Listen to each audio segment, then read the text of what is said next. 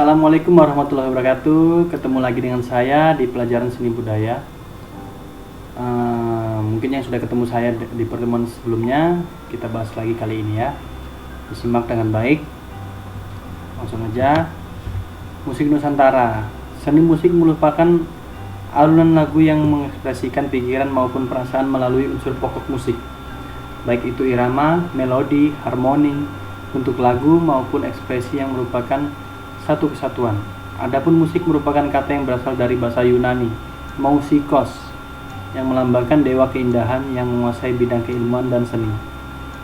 Ini bukan lebay ya, tapi memang awal mulanya dari bahasa Yunani, yaitu mousikos.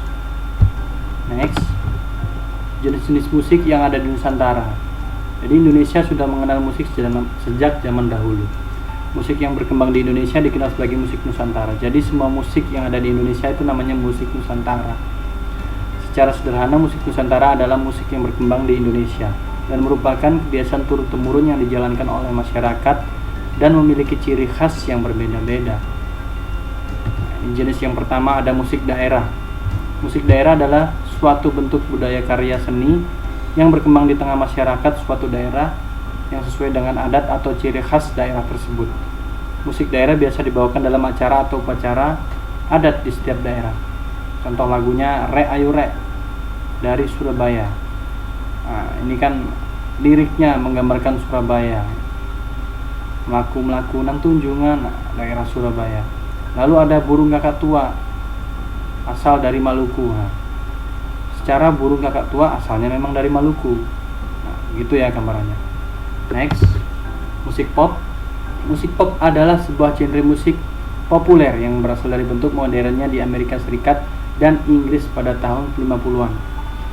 Istilah pop berasal dari kata populer dan komersial. Komersial itu mudah dijual atau gampang laku ya. Nah, musik pop banyak dipahami secara komersial oleh rekaman musik karena berorientasi menuju pasaran anak muda dengan lirik yang relatif sederhana namun memiliki pesan yang mendalam.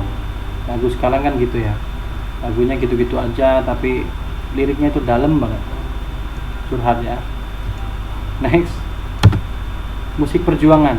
Musik perjuangan adalah musik yang lahir dari kondisi masyarakat Indonesia yang sedang terjajah oleh bangsa asing. Jadi lagu-lagu atau musik perjuangan ini lahirnya saat Indonesia terjajah ya, atau setelahnya ya, setelah terjajah. Jadi syair-syair yang diciptakan umumnya untuk mengobarkan semangat dan ajakan untuk berjuang. Irama musiknya dibuat cepat dan semangat. Nah, contoh lagunya Maju Tak Gentar. Nah, ini banyak yang nggak tahu nih penciptanya, Cornel Simanjuntak. Maju tak gentar, membela yang benar. Ini kan liriknya semangat ya, ajakan. Lagunya juga cepat. Oke, next, musik dangdut. Ini banyak yang tahu ya. Musik dangdut merupakan perpaduan antara musik India dan Melayu. Musik dangdut adalah musik yang berasal dari Indonesia asli. Nah, ini harus di garis bawahi Indonesia asli walaupun perpaduan antara musik India dan Melayu ya. Irama musik dangdut sangat ringan sehingga mendorong penyanyi maupun pendengar untuk berjoget. Alat musik yang digunakan pada musik dangdut merupakan alat musik Melayu seperti gendang, suling, ketipung, tamborin dan lain sebagainya ya. Contoh lagu dangdut Terlena, ini terkenal zaman dahulu ini. Ciptaan Ikke Nurjana. Sekarang terkenal karena digunakan di aplikasi TikTok. Siapa yang udah bikin TikTok pakai lagu Terlena ini ya. Oke, lanjut. Musik keroncong. Musik keroncong adalah musik yang memiliki harmoni dan improvisasi sangat terbatas. Jadi nggak bisa kayak lagu lainnya diimprov macem-macem.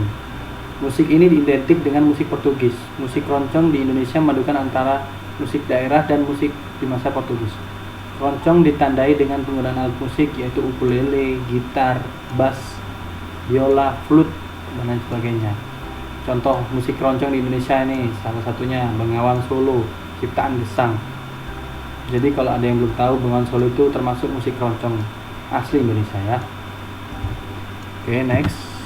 Yang kedua ada fungsi musik Nusantara. Yang pertama sebagai media pendidikan.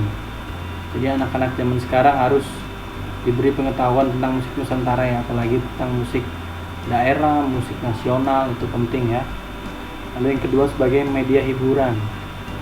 Nah, ini fungsi utamanya musik, entah itu kita untuk menghibur orang banyak atau menghibur diri sendiri, itu pasti ya. Lalu yang ketiga sebagai media apresiasi.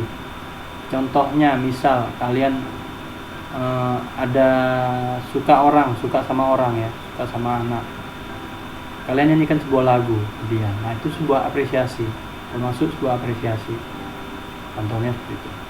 Lalu yang keempat sebagai pengiring tarian. Nah, kalau ini wajib ya, tari atau dance atau semacamnya, pasti mereka butuh pengiring musik ya, nggak mungkin kalau nggak ada musiknya, pasti aneh ya. Lalu yang kelima sebagai mata pencaharian. Sekarang semua orang ya, hampir semua orang menggunakan musik sebagai mata pencaharian mereka. Lalu yang terakhir sebagai sarana pengembangan diri. Nah, jadi misalnya kalian suka main gitar, suka nyanyi sendiri gitu ya, kalian main gitar, kalian ngulik sebuah lagu, itu kalian cari kuncinya apa, chordnya apa, nyanyinya gimana, itu namanya sebagai pengembangan diri. Oke, lanjut. Yang ketiga ada unsur-unsur musik. Yang pertama bunyi. Bunyi dalam musik yang berasal dari manusia disebut vokal, sedangkan bunyi yang berasal dari alat musik disebut instrumen. Ingat ya. Jadi kalian kalau pernah dengar musik nggak ada vokalnya, lagu nggak ada vokalnya itu ya, cuma musiknya aja, itu namanya instrumen. Alat musik instrumen dapat dibedakan menjadi yang pertama ada alat musik dawai atau petik, contohnya gitar, ukulele, kecapi. Lalu ada alat musik tiup, contohnya seruling, trompet, saksofon, macam-macam ya, masih banyak. Lalu ada alat musik pukul, gendang, drum, bongo, dan lain-lain, masih banyak. Next, selanjutnya ada irama, yaitu naik turunnya bunyi yang beraturan. Irama juga disebut ritmik atau ritme. Irama ini merupakan ketukan teratur. Irama merupakan unsur mutlak dalam musik. Tanpa irama tidak ada musik. Jadi kalau kalian tahu musik tapi nggak ada iramanya, itu belum bisa disebut musik. Oke, lanjut. Melodi. Melodi adalah rentetan nada-nada yang disusun secara ritmis atau alunan nada-nada yang teratur.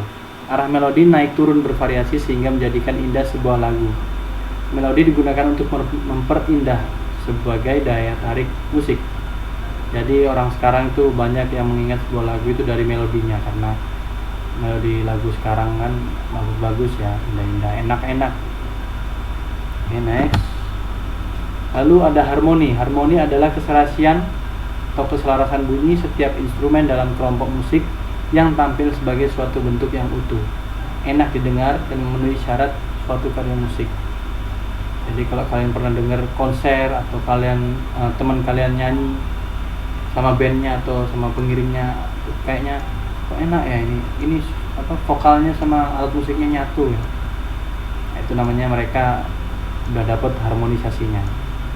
Oke, lanjut. Yang keempat ada unsur-unsur pendukung. Yang pertama ada tempo. Tempo adalah cepat lambatnya suatu lagu yang dinyanyikan. Ukuran menunjukkan tempo adalah beat. Beat itu ketukan ya,